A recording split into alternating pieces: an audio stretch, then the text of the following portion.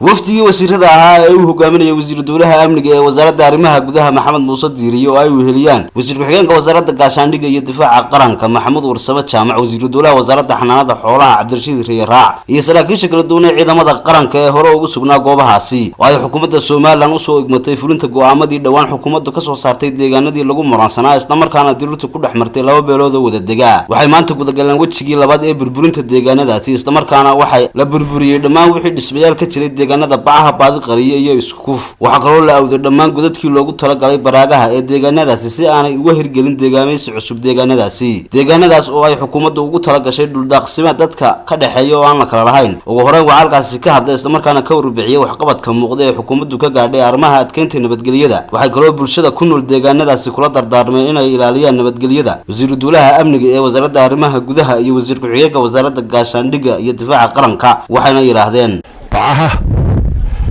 isku qofka iyo shilay soo dhameystireen meesha la yiraahdo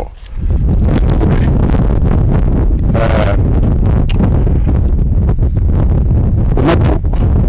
dhulka ilaahay baa la qadar raxmaan kaale inaynu intifaacsano oo ku noolaano lagu aaso ayaa muxuu ahaa in loo manaafacadsado ay tahay inuu baahan yahay inaynu si wanaagsan ugu wada noolaano oo walaaltinimo ah haddii kale dhibaato ka bixi maayo haddii la isku qabsado oo meel walba la isku qabsado oo xumaantu hadhi weydo oo caqligu shaqayn waayo oo maatida la isku sii daayo oo ay burburaysaa ummaddu ka soo baxay xukuumadda jamhuuriyadda Somaliland qodob ayaan u fulin haddii la yidhaahdo ha lagu biyo cabo ciddii haysata ha akhrisato ciddii aan haysan ha loo akhriyo bishii 16 bishii 2016 anagu fulinay go'aamadii xukuumadda Somaliland ay hore uga soo saartay deegaanada Duurcaraale ee deegaanka degmada Ceelafweyn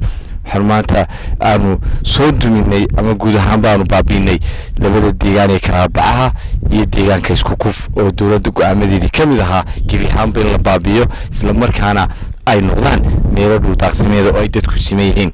dadkii deegaankaasi way ka diyaar garoobeen wayna qaateen go'aamadii xukuumadda waan ku hambaleynayaa biseelka ay muujiyeen xukuumadda hore go'aamadan u soo saartay waxa ka go'an in go'aamadeedii ay fulaan go'aamada qaybtoodii hore maanta aan soo gal Axmed Mursal Askar TV-ga caalamka Universal Ceelafweyn